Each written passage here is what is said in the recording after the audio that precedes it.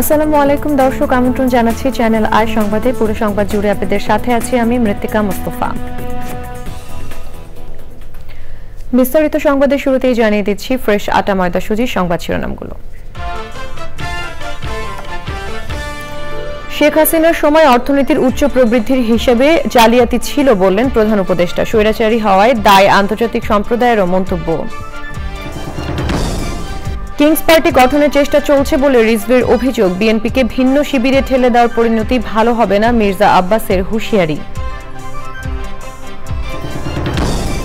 BNP মহাসচিবের বক্তব্যে উপদেষ্টা বৈষম্য বিরোধী ছাত্র নেতাদের মন্তব্য যথাযথ নয় বলছেন বিস্তার সরকার থেকে দল গঠন করলে প্রশ্ন উঠবে।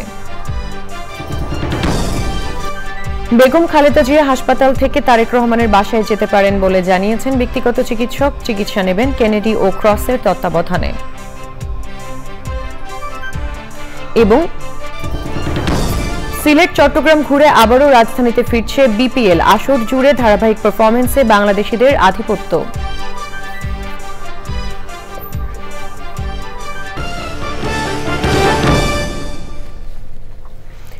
দর্শক, সংবাদ শিরোনামগুলো জানাচ্ছিলাম। এখনকার সংবাদ আয়োজন একই সঙ্গে চ্যানেল আইয়ের ইউটিউব চ্যানেল এবং চ্যানেল আইয়ের ওটিটি প্ল্যাটফর্ম আই স্ক্রিনে লাইভ স্ট্রিম হচ্ছে।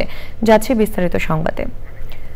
শেখ হাসিনা সরকারের সময় দেশের অর্থনীতির উচ্চ প্রবৃদ্ধি নিয়ে যা বলা হতো তা জালিয়াতি ছিল মন্তব্য করে প্রধান উপদেষ্টা অধ্যাপক ডক্টর মোহাম্মদ ইউনূস বলেছেন, হাসিনা সরকারের স্বৈরাচারী হয়ে ওঠার পেছনে দায় আছে আন্তর্জাতিক সম্প্রদায়েরও। মোস্তফা মল্লিকের রিপোর্ট। সুইজারল্যান্ডের দাভোসে চলছে বিশ্ব অর্থনৈতিক ফোরামের সম্মেলন।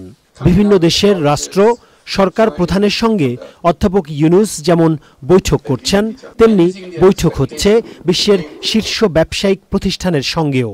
ড্যাভোসকে বলা হয় যে ডিল মেকিং এর জন্য ওয়ার্ল্ডের বেস্ট ডেস্টিনেশন। আপনি যদি ডিল মেকিং করতে চান বা আপনি যে নতুন আইডিয়া নিয়ে আসছেন এবং আইডিয়াটা খুব এফেক্টিভ হয়েছে, সেটা জানানোর জায়গা হচ্ছে ড্যাভোস। অনেকে ইউএন জেনারেল অ্যাসেম্বলিতে যান, বাট এটা অনেকটা রিজিওনাল পলিটিক্স, জিওপলিটিক্যাল ইস্যু বা একটা গ্লোবাল ইস্যুগুলো নিয়ে ওইখানে অনেকটা বেশি আলোচনা হয়। বাট তার চেয়েও ড্যাভোস খুব এফেক্টিভ। এখানে অনেক বেশি যেটা হচ্ছে ডিল কাট হয়। আন্তর্জাতিক গুরুত্বপূর্ণ গণমাধ্যমের সঙ্গেও কথা বলছেন অধ্যাপক ইউনূস। বার্তা সংস্থা রয়টার্সকে দীর্ঘ সাক্ষাৎকার দিয়েছেন অন্তর্বর্তী সরকারের প্রধান উপদেষ্টা। বলেছেন, ছাত্র জনতার অভ্যুত্থানে ক্ষমতাচ্যুত শেখ হাসিনা সরকারের সময় দেশের অর্থনীতির উচ্চ প্রবৃদ্ধি নিয়ে যা বলা হতো তার সবই ছিল জালিয়াতি। অধ্যাপক ইউনূস বলেন, বাংলাদেশ প্রবৃদ্ধিতে সবাইকে ছাড়িয়ে গেছে শেখ হাসিনার এমন দাবি ঠিক নয়। হাসিনা সরকারের আমলের নানা দুর্নীতি নিয়েও কথা বলেন তিনি। আন্তর্জাতিক সম্প্রদায়কে অভিযুক্ত করেছেন অধ্যাপক ইউনূস। বলেছেন, হাসিনা সরকারের দুর্নীতি নিয়ে প্রশ্ন না তোলায় আন্তর্জাতিক সম্প্রদায়ের দায় আছে। তিনি বলেন, এটা যে ঘটেছে এর জন্য পুরো বিশ্ব দায়ী, তবে এটা বিশ্বের জন্য একটা শিক্ষাও। রয়টার্সের সাংবাদিক প্রধান উপদেষ্টার কাছে বাংলাদেশ ভারত সম্পর্ক নিয়ে প্রশ্ন করেন। প্রধান উপদেষ্টা বলেন, বাংলাদেশ ও ভারতের সম্পর্ক যতটা সম্ভব শক্তিশালী হওয়া উচিত। বাংলাদেশের মানচিত্র ছাড়া ভারতের মানচিত্র আঁকা সম্ভব নয়। এক প্রশ্নের জবাবে অধ্যাপক ইউনূস বলেন, নির্বাচনে প্রতিদ্বন্দ্বিতা করার কোনো আগ্রহ তার নেই। Mostafa Mallik, channel I, Dhaka. উপদেষ্টাদের মধ্য থেকে কিংস পার্টি গঠনের চেষ্টা চলছে বলে মন্তব্য করেছেন বিএনপির সিনিয়র যুগ্ম মহাসচিব রুহুল কবির রিজভী। আর উপদেষ্টাদের কেউ কেউ আওয়ামী লীগের সুরে কথা বলছেন উল্লেখ করে তাদের পরিণতি ভালো হবে না বলে হুঁশিয়ারি দিয়েছেন দলের স্থায়ী কমিটির সদস্য মির্জা আব্বাস। রাজধানীতে আরাফাত রহমান কোকুর মৃত্যুবার্ষিকীর আলাদা অনুষ্ঠানে এসব কথা বলেন তারা। বিস্তারিত মইনুল হাসানের রিপোর্টে। সাবেক রাষ্ট্রপতি জিয়াউর রহমান এবং সাবেক প্রধানমন্ত্রী ও বিএনপি চেয়ারপারসন বেগম খালেদা জিয়ার ছোট ছেলে আরাফাত রহমান কোকোর 10ম মৃত্যুবার্ষিকী উপলক্ষে রাজধানীর বনানী কবরস্থানে তার সমাধিতে দলীয় নেতাকর্মীদের নিয়ে শ্রদ্ধা জানায় বিএনপি সিনিয়র যুগ্ম মহাসচিব রুহুল কবির রিজভী। শ্রদ্ধা নিবেদন শেষে তিনি বলেন যে গণতন্ত্র ও ভোটের অধিকারের জন্য বিএনপি দীর্ঘ 17 বছর সংগ্রাম করেছে, তা নিয়ে এখন নতুন করে চক্রান্ত চলছে। সরকারের ভেতর থেকে কেউ কেউ রাজনৈতিক দল গঠন করার চেষ্টা করছে, তাহলে তো সরকারের নিরপেক্ষতা নিয়ে জনগণ প্রশ্ন করতেই পারে, মানুষ প্রশ্ন করতেই পারে।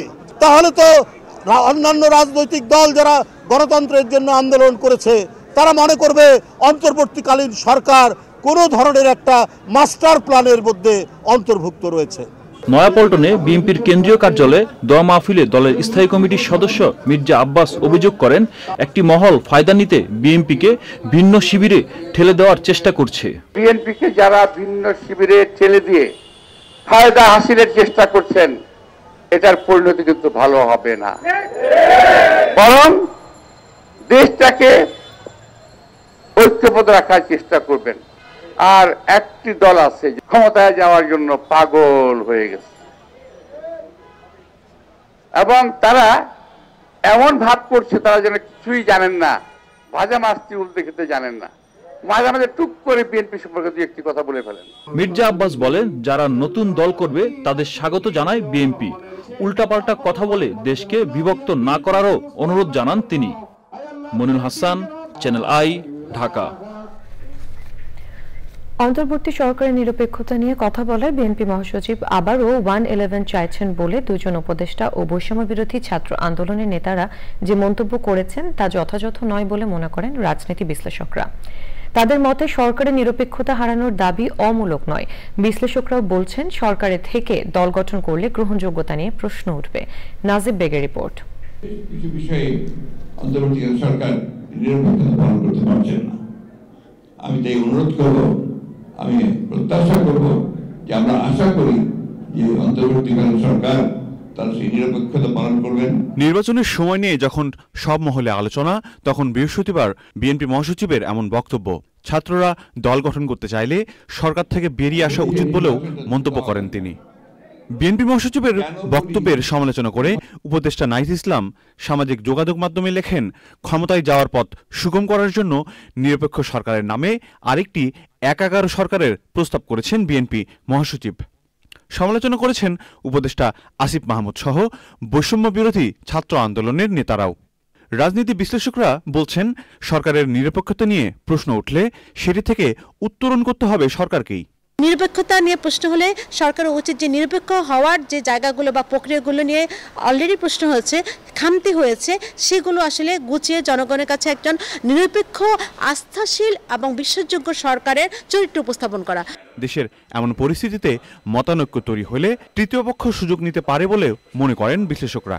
১-১১ যখন ছিল, মোস্ট সাফারার খালেদা জিয়া, বিএনপির দল, তারা প্রচণ্ড সাফার করেছে।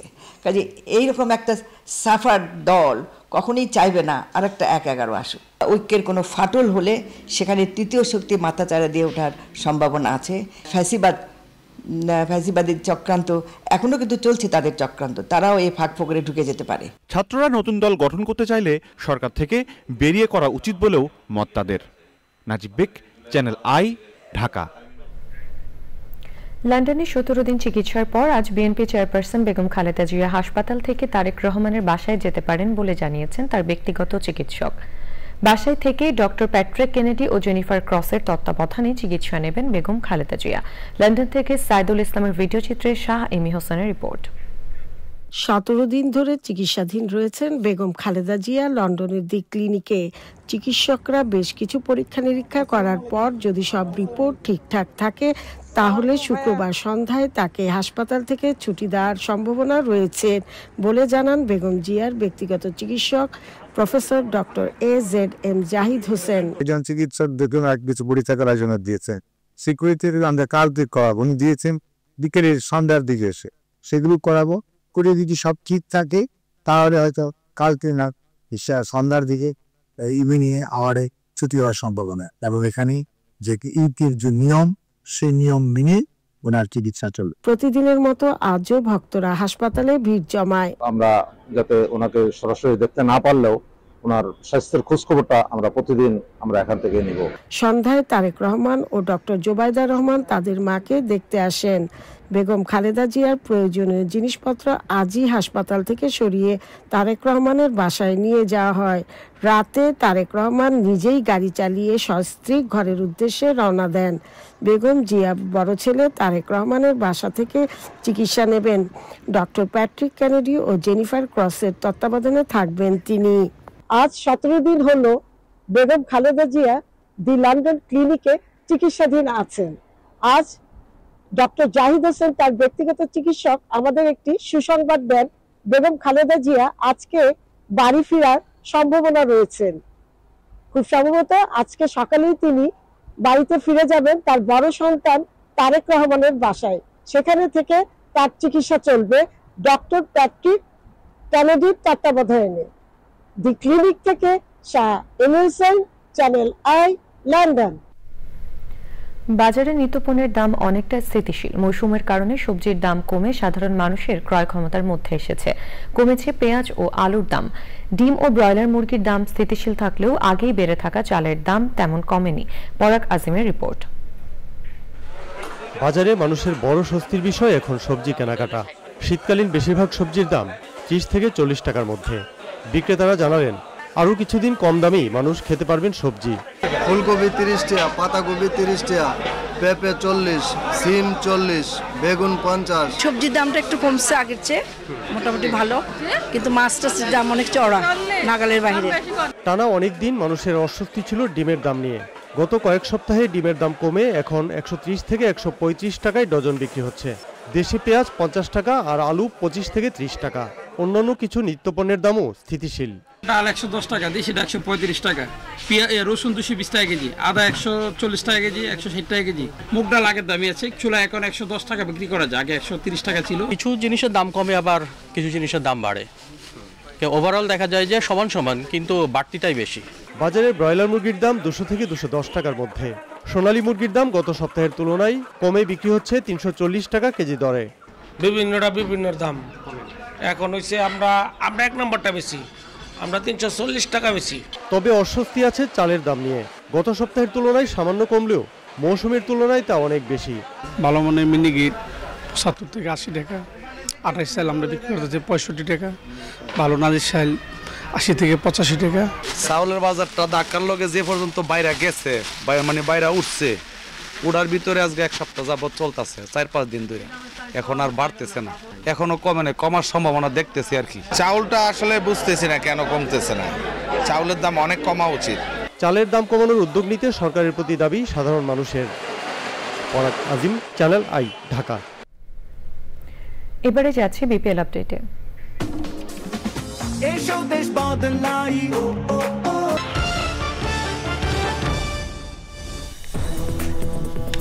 দর্শক, ফিরে এলাম বিরতির পর। দেশে আইনের শাসন, ন্যায় বিচার, মানবাধিকার ও জনগণের ন্যায্য ভোটাধিকার প্রতিষ্ঠার জন্য ঐক্যবদ্ধভাবে কাজ করার আহ্বান জানিয়েছেন জামায়াতে ইসলামের সহকারী সেক্রেটারি জেনারেল মাওলানা রফিকুল ইসলাম খান। ঢাকা মহানগরী দক্ষিণের উদ্যোগে ইনস্টিটিউট অফ ডিপ্লোমা ইঞ্জিনিয়ার্স আয়োজিত বার্ষিক পরিকল্পনা ওরিয়েন্টেশনে তিনি বলেন, জামায়াতে ইসলামী বাংলাদেশের সবচেয়ে বড় মজলুম দল। মানবিক, দুর্নীতি, দুঃশাসন মুক্ত বাংলাদেশ কায়েম না হওয়া পর্যন্ত জামায়াতে ইসলামীর লড়াই অব্যাহত থাকবে বলেও জানান তিনি।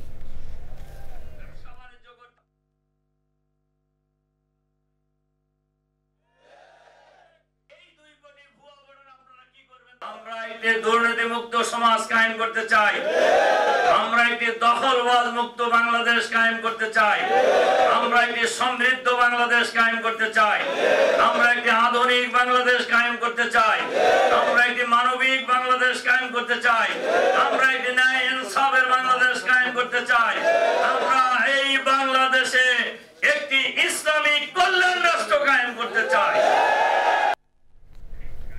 ইসলামী আন্দোলন বাংলাদেশের আমির সৈয়দ রেজাউল করিম বলেছেন, আগামী নির্বাচনে সকল ইসলামী দল নিয়ে একটি জোট গঠনের কাজ চলছে। রাজধানীতে ইসলামী আন্দোলন বাংলাদেশ ঢাকা মহানগর দক্ষিণের আয়োজনে নগর সম্মেলনে তিনি এই কথা বলেন। ইসলামী আন্দোলনের আমির বলেন, আমাদেরকে বারবার সিঁড়ি বানিয়ে ক্ষমতায় গেছে বিভিন্ন দল। ইসলামী আন্দোলন বাংলাদেশ কখনো নিজেদের আদর্শ বিকিয়ে দেয়নি, অন্য দলগুলোর মতো কোনো বিতর্কেও নেই।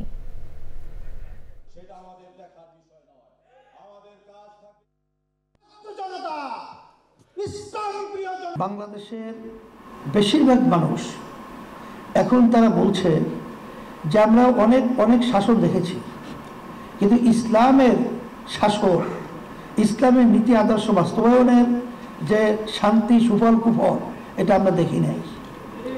এখন বেশিরভাগ মানুষই চায় যে তারা ইসলামের পক্ষে একটা অবস্থান তৈরি হোক এবং সে অনুযায়ী দেশ চলুক। জমিয়তে উলামায়ে ইসলাম বাংলাদেশের সহযোগী সংগঠন ছাত্র জমিয়তের ৩৩তম প্রতিষ্ঠা বার্ষিকী উপলক্ষে আলোচনা সভা হয়েছে। রাজধানী পুরানা পল্টনে জমিয়ত মিলনায়তনে এই আলোচনা সভা হয়। অনুষ্ঠানে ছাত্র জমিয়ত বাংলাদেশের সভাপতি রিদওয়ান মাজহারির সভাপতিত্বে প্রধান অতিথি ছিলেন জমিয়তে উলামায়ে ইসলামের সিনিয়র সহ সভাপতি মাওলানা ওবায়দুল্লাহ ফারুক, মহাসচিব মাওলানা মঞ্জুরুল ইসলাম আফেন্দি সহ জমিয়তে উলামায়ে ইসলাম ও ছাত্র জমিয়তের কেন্দ্রীয় নেতারা। অনুষ্ঠানে বক্তারা বলেন, ছাত্র জমিয়ত দেশের একটি নৈতিক ও আদর্শিক সংগঠন।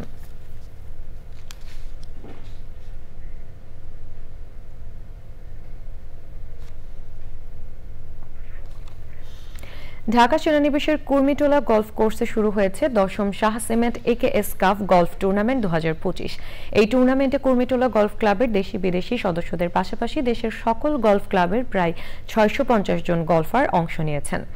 সকালে নৌবাহিনী প্রধান অ্যাডমিরাল এম নাজমুল হাসান প্রধান অতিথি হিসেবে টুর্নামেন্ট উদ্বোধন করেন।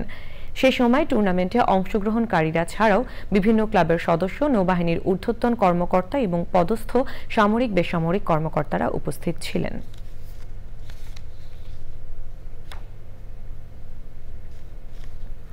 দখলদার ইসরায়েলকে সহযোগিতা করায় গাজায় ৩ জনের মৃত্যুদণ্ড কার্যকর করেছে ফিলিস্তিনি সশস্ত্র গোষ্ঠী হামাস। স্থানীয় সংবাদ মাধ্যম গাজা নাও মৃত্যুদণ্ড কার্যকরের একটি ভিডিও প্রকাশ করেছে। ভিডিও শিরোনামে লেখা হয়েছে, ইহুদিবাদী দখলদারদের এজেন্টের শাস্তি দেওয়ার মুহূর্ত। ভিডিওতে দেখা গেছে হামাসের কয়েকজন যোদ্ধা মাটিতে শুয়ে থাকা ৩ জনকে লক্ষ্য করে গুলি ছুড়ছেন। এই ৩ জনই ফিলিস্তিনি। এদিকে প্রথম ধাপের ১৬তম দিন থেকে শুরু হবে দ্বিতীয় ধাপে যুদ্ধবিরতির আলোচনা। যদি এটি সফল হয় তাহলে গাজায় স্থায়ী যুদ্ধবিরতি হবে।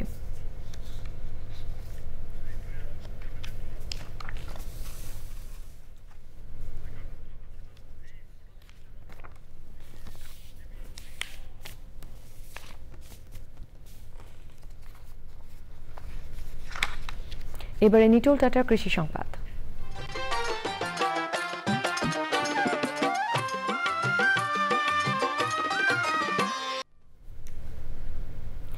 ভরা মৌসুমেও মাছ ধরার ট্রলার নিয়ে চট্টগ্রামের সাগর উপকূলে অলস হয়ে বসে আছেন জেলেরা। বলছেন, সাগরে মাছের পরিমাণ আশঙ্কাজনক কমে গেছে। প্রতি ট্রিপে ট্রলারে লাভের পরিবর্তে ২-৩ লাখ টাকা করে লোকসান গুনতে হচ্ছে। চট্টগ্রাম থেকে ইকবাল হোসেনের ক্যামেরায় চৌধুরী ফরিদের রিপোর্ট।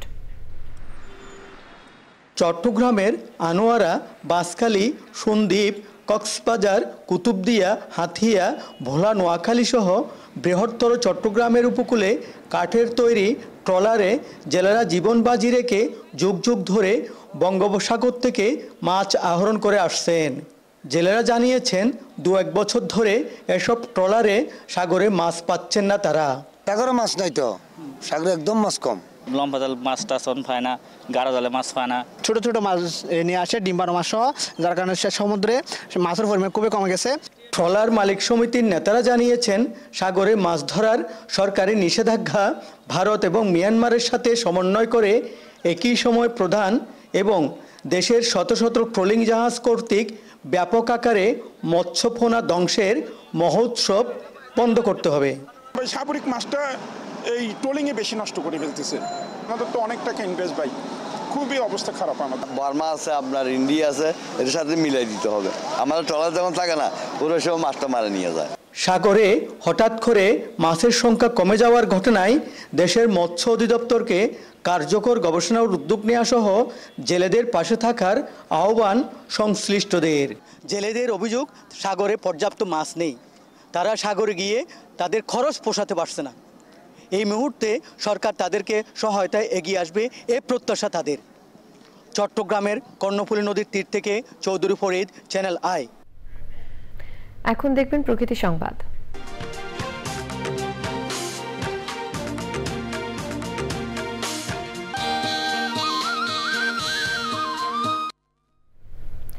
পরিযায়ী পাখির কলকাকলিতে মুখরিত হয়ে উঠেছে মেহেরপুরের মাইলমারি গ্রামের পদ্মবিল। হাজারো পাখির জলকেলিতে মুগ্ধ প্রকৃতিপ্রেমীরা। তবে বিলের অধিকাংশে কচুরিপানায় ভরে যাওয়ায় কমছে জলাশয়টির পরিধি। এতে বাধাগ্রস্ত হচ্ছে পরিযায়ী পাখির অবাধ বিচরণ। মেহেরপুর থেকে গোলাম মোস্তফার রিপোর্ট। পানকৌড়ি, বালিহাঁস, কাদাখোসা, বক, ডাহুক, শামুকখোল সহ নানা প্রজাতির বৈচিত্র্যময় পরিযায়ী পাখির বিচরণ ক্ষেত্র মেহেরপুরের মাইলবাড়ি পদ্মবিল।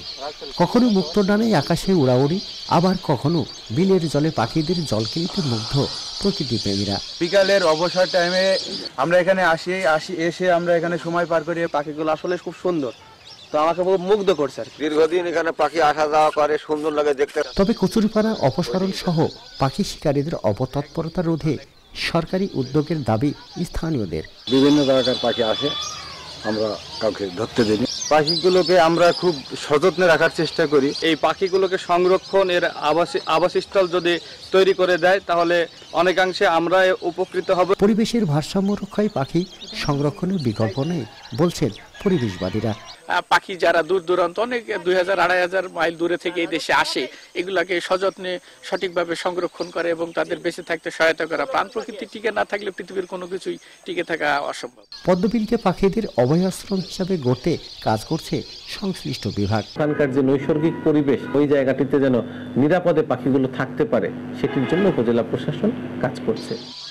সম্মিলিত উদ্যোগের মাধ্যমেই পরিযায়ী পাখির সরব উপস্থিতিতে প্রাণবন্ত থাকবে বাংলার প্রাণ প্রকৃতি। প্রত্যাশা পরিবেশবাদী সহ সব মহলের। মেহেরপুর থেকে গোলাম মোস্তফা, চ্যানেল আই। এবারে খেলার খবর।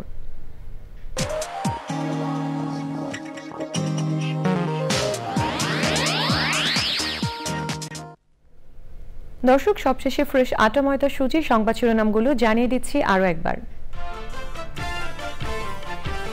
শেখ হাসিনার সময় অর্থনীতির উচ্চ প্রবৃদ্ধির হিসেবে জালিয়াতি ছিল বললেন প্রধান উপদেষ্টা। স্বৈরাচারী হওয়ার দায় আন্তর্জাতিক সম্প্রদায়েরও মন্তব্য। কিংস পার্টি গঠনের চেষ্টা চলছে বলে রিজভির অভিযোগ। বিএনপিকে ভিন্ন শিবিরে ঠেলে দেওয়ার পরিণতি ভালো হবে না, মির্জা আব্বাসের হুঁশিয়ারি। বিএনপি মহাসচিবের বক্তব্যে উপদেষ্টা বৈষম্য বিরোধী ছাত্র নেতাদের মন্তব্য যথাযথ নয় বলছেন বিশ্লেষকরা। সরকার থেকে দল গঠন করলে প্রশ্ন উঠবে। বেগম খালেদা জিয়া হাসপাতাল থেকে তারেক রহমানের বাসায় যেতে পারেন বলে জানিয়েছেন ব্যক্তিগত চিকিৎসক। চিকিৎসা নেবেন কেনেডি ও ক্রসের তত্ত্বাবধানে।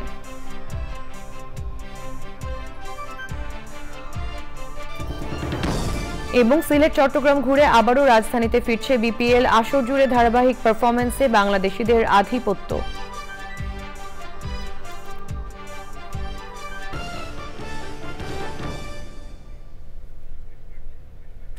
চ্যানেল আইয়ের সর্বশেষ সংবাদ জানতে ভিজিট করুন channelionline.com এবং যুক্ত থাকুন আমাদের সোশ্যাল মিডিয়া প্ল্যাটফর্মগুলোর সাথে। এই ছিল এখনকার সংবাদ। সবাইকে সাথে থাকার জন্য ধন্যবাদ।